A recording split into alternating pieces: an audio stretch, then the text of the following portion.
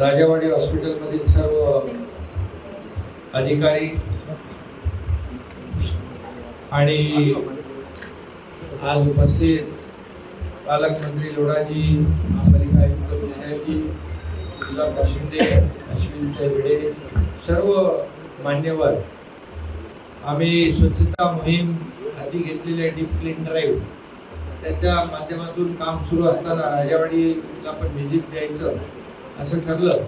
आणि राजावाडीचं महत्त्व जे आहे मुंबईकरांच्या दृष्टीने अतिशय मध्यवर्ती ठिकाण आहे. लोड ओपीडी किती आहे तुमची?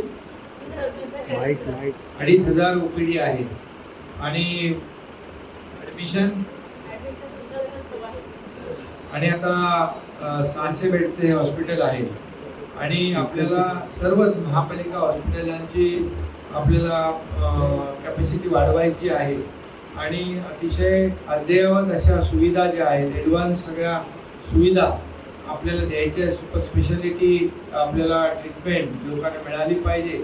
एकाच हॉस्पिटलमध्ये सर्व प्रकारच्या ट्रीटमेंट मिळाल्यानंतर रोगाचं निदान अचूक होतं. आणि त्याचबरोबर रुग्णाला एकाच हॉस्पिटलमध्ये सर्व सुविधा ज्या आवश्यक आहेत त्या मिळतात.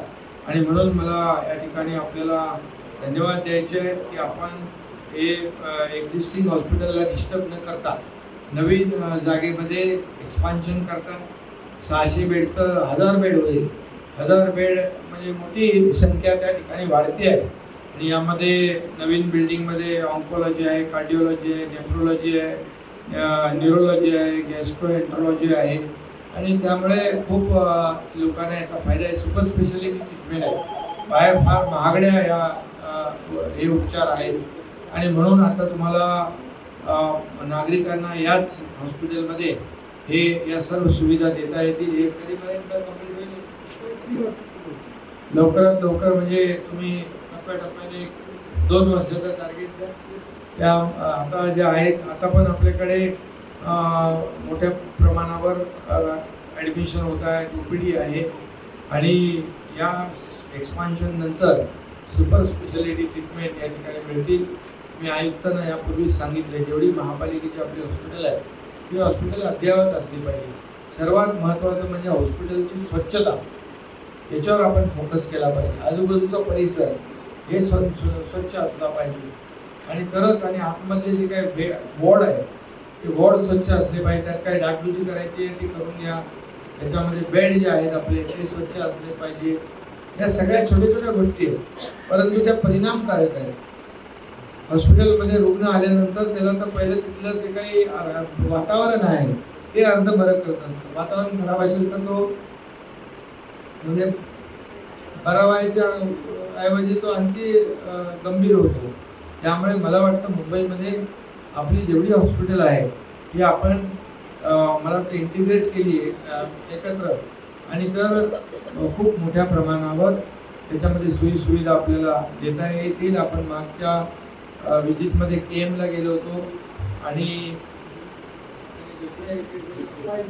आयनला गेलो होतो.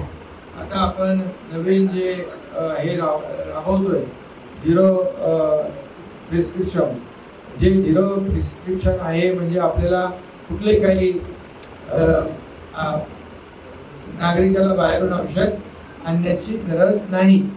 ही मोठा आपलं होईल, सगळं मोठी अचिव्हमेंट होईल. आणि लोकांना जी काळजी आहे औषध खरेदीची ती निघून जाईल. म्हणजे आजारी माणूस तर असतो बेडवर, पण त्याचा परिवार जो असतो तो चिंतेमध्ये असतो. त्यामुळे झिरो प्रिस्क्रिप्शन आपण लवकरात लवकर सुरू करा. कधीपर्यंत होईल?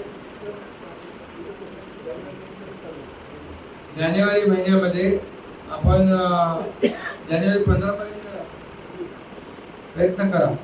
त्यामुळे लोकांचा पूर्णपणे एक कॅशलेस होऊन जाईल ट्रीटमेंट. तर एक चांगला मेसेज जाईल, लोकांना मोठा आधार मिळेल, दिलासा मिळेल. त्यामुळे मी सगळ्यांना पुन्हा एकदा शुभेच्छा देतो. नंतर पुन्हा एकदा व्यवस्थित वेळ काढून आपण भेटूया. आता आमची स्वच्छता मोहीम सुरू आहे. धन्यवाद. जय हिंद, जय भारत.